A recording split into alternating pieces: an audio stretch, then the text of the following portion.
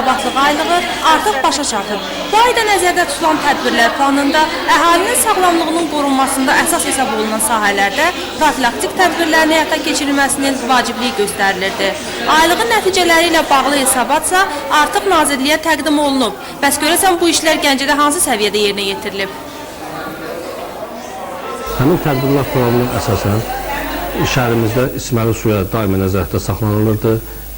Zibillərin daşınması, məişət tullantılarının daşınması, zərərsizləşdirməsi daimi bizim nəzarətimiz altında olmuşdu. Şəhərimizdə 350-yə yaxın çirkəb su xəttində olan qəzaları vaxtında araşdırıb aradan qaldırdıq. Yoluxucu xəstəliklərin yayılmasının qarşısını almaq üçün daha çox içməli su hövzələrinin qorunması və tez-tez yoxlanması vacibdir. Bugün şəhərimizdə 4 içməli su anbarı var. Həmin anbarlar həmin sanitariya aylığında boşaldılmış, təmizlənmiş, dezinfeksiya işləri aparılmışdır. Bundan əlavə su kəməri xəttində, Ağsu su kəməri xəttində baş vermiş qəzalar vaxtında aradan qaldırılmışdır. Təbii ki, havanın çirklənməsinə çox ciddi nəzarət eləməliyik. Suyun, içməli suyun mühafizəsinə olduqca ciddi nəzarət eləməliyik. Çünki orada Allah göstərməsin bir xoşa gəlməyən bir hadisə çox böyük bir pis nəticələrlə.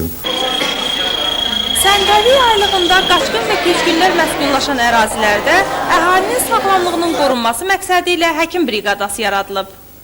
2800 qaçqın və köçkünü biz tibbi müayinədən keçirmişik və açığı deyim, çox sevindirici haldır ki, biz o səyyar briqadaya bir səyyar fluoroqraf, rentgenoloji qurğu da vermişik istifadələrinə. 700-ə yaxın biz xüsusi şikayət olunan risk qrupu deyən qaçqın və köçkünlərdən rentgenoloji müayinə keçirmişik və bir neçə ağciyər xəstəlik patologiyası aşkar etmişik. O cümlədən də bir neçə vərəm xəstəliyi, aktiv vərəm xəstəliyi aşkar etmişik.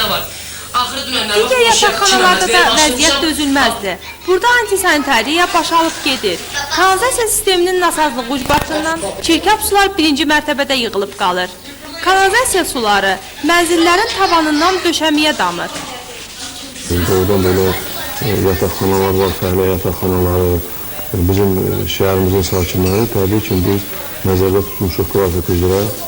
Orada da çox böyük, geniş profilaktik tədbirlərimizi aparaq, təbii. Nahaq yerə sağlam bədəndə sağlam ruh olar deməyiblər. Hər bir cəmiyyətin inkişafı üçün birinci növbədə insanların sağlamlığı vacibdir.